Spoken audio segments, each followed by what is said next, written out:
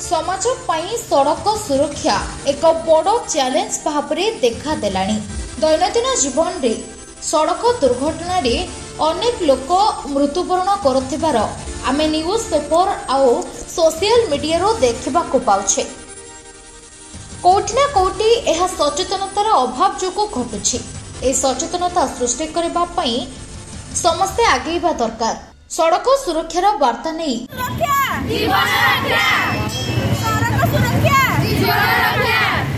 शनिवार दिन सुलक्षणा देवी सरकारी उच्च विद्यालय ढेंकानाल एनसीसी तरफ सड़क सुरक्षा सचेतनता कार्यक्रम आयोजन करा।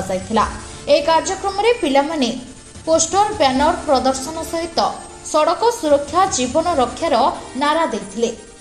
प्रधान शिक्षयित्री श्रीमती मिनती देहुरी और एनसीसी भारप्राप्त शिक्षयित्री श्रीमती सुलोचना भूतिया और श्रीमती मामली मिश्र मार्गदर्शन में आयोजित कार्यक्रम विद्यालय समस्त एनसीसी पिलामानंकर सफल अंशग्रहण में सचेतनता अभियान प्रभावशाली और जनादृत हो पारिथिला।